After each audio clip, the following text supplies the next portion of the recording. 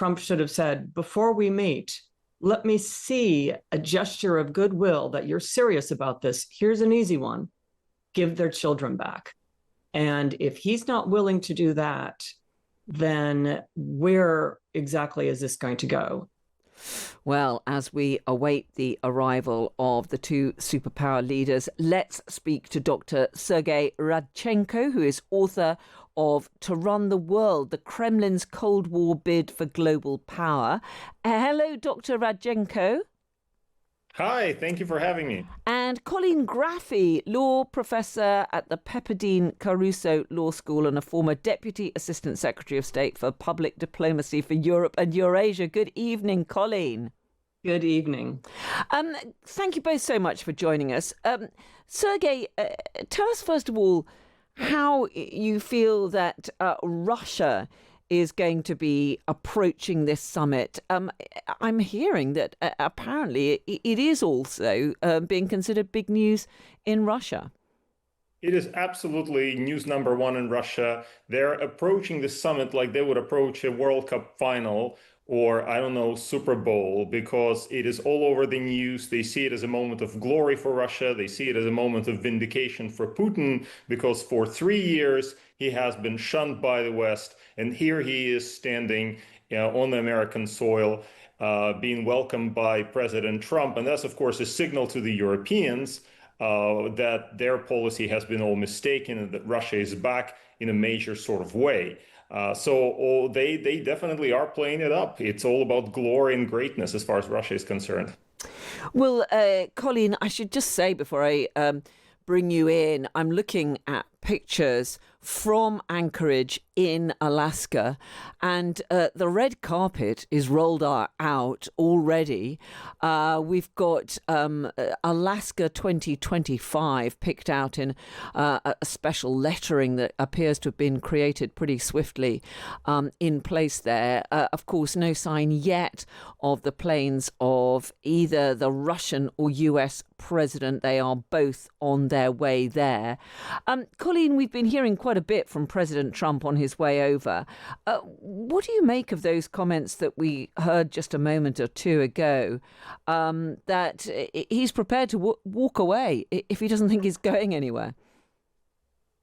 Well, it's a good sign that he's standing firm and not ready to concede, but the kind of unfortunate part is that just the meeting itself is a concession. Normally in diplomacy, all of this hard work and heavy lifting is done in advance. And then the icing on the cake to reward everyone is at the very end when we have some concrete takeaways.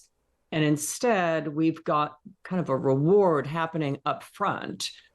Putin has a criminal indictment against him.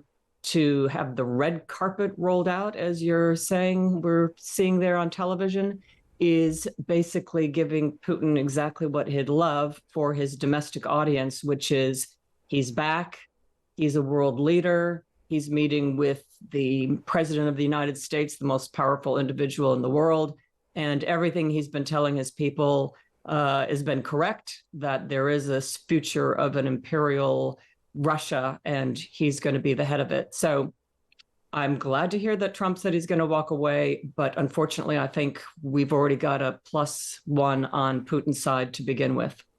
Well, Sergei, do you think that President Putin will see it like that?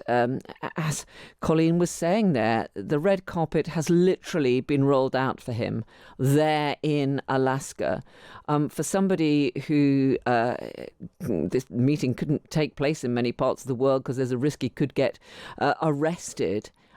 Do you think that will be seen by President Putin himself as a win before the talks even begin? To me, there is no doubt about this. And that's also a longer term thing for Russia. It always wanted to be recognized as this great power. Remember that Putin began his rule with this promise to raise Russia up from its knees. And he has been saying all along that it's somehow Russia is being put down by the West. Well, here he is back. Effectively, he's standing tall and proud.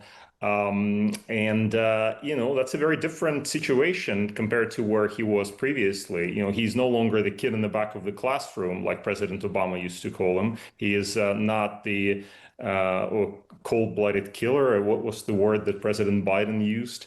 Now he's welcomed by President Trump. So it does send a very important message to the domestic audience in Russia as well. And they will really savor this moment. They will enjoy that moment of Russia's greatness, even as it continues its brutal war in Ukraine.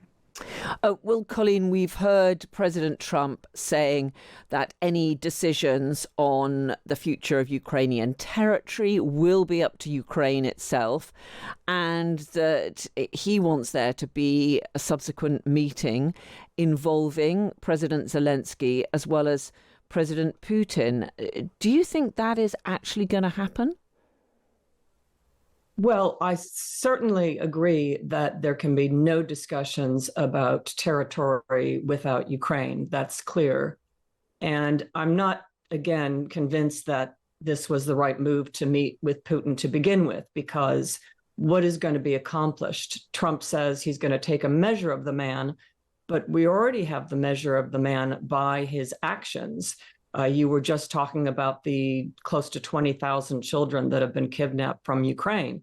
This should be the starting point. Trump should have said, before we meet, let me see a gesture of goodwill that you're serious about this. Here's an easy one. Give their children back. And if he's not willing to do that, then where exactly is this going to go?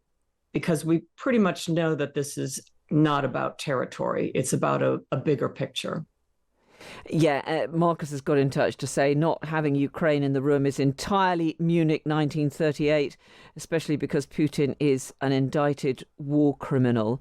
I agree. Yeah, well, Sergei, do you think that even if we did get to this stage where President Trump thought it would be a good idea for Putin and Zelensky to sit down together, I mean, Sergei, do you think President Putin would really want to sit down and negotiate with President Zelensky? Do you think there's any readiness on the part of the Russian president to do that, to try to talk about how to negotiate an end to the war? So there have been mixed signals from the Kremlin. They have long, and Putin in particular, has long insisted that President Zelensky is illegitimate because he has failed to hold an election. Now, look who's speaking, of course, a leader of an authoritarian country. But anyway, he has refused to negotiate with the Ukrainian government for the reason, or to sign anything, because he said, well, if they sign something, this is not going to be legitimate because the president is not legitimate. So one of the things that he's been trying to do is to get President Trump to effectively remove Zelensky somehow, or help him remove Zelensky. But his rhetoric sometimes has also indicated that he would actually consider meeting with President Zelensky. So there's lack of certainty here. But one thing that he has been saying is that first there has to be an agreement, i.e. Ukraine has to concede on all those points that Russia has, or demands, I should say, that Russia has presented, which Ukraine is refusing to accept. And once it has done that, then perhaps there would be some sort of a meeting to ratify those results. So we know, for example, that President Trump wanted President Zelensky also in Alaska for a trilateral meeting, but Putin evidently refused. So that's an indication in itself. And I mean, there is so much uncertainty in all of this, isn't there? Colleen, as you were saying, usually when you come to these international summits, so much has been agreed in advance.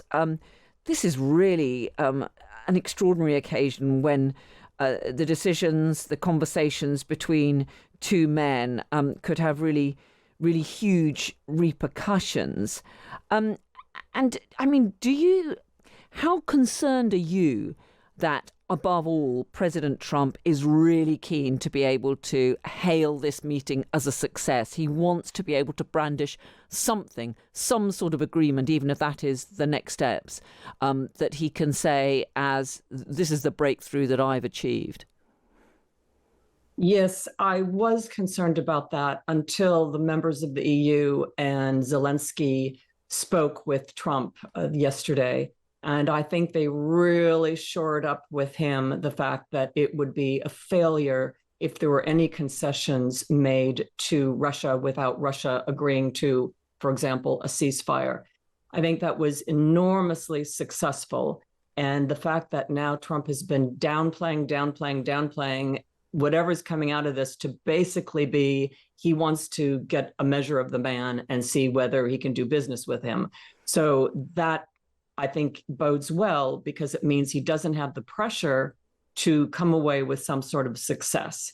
Now, I think what he should do is turn the tables and say, I am prepared now to send this huge shipment of HIMARS Patriot missiles for air defense, because what we're seeing on our television of civilians and civilian infrastructure being destroyed, war crime, is unacceptable, and we need to make that stop. And if you're not agreeing to a ceasefire, then I have to take matters into my own hands, and I have the shipment ready to go. So will you commit to a ceasefire and returning the Ukrainian children, yes or no?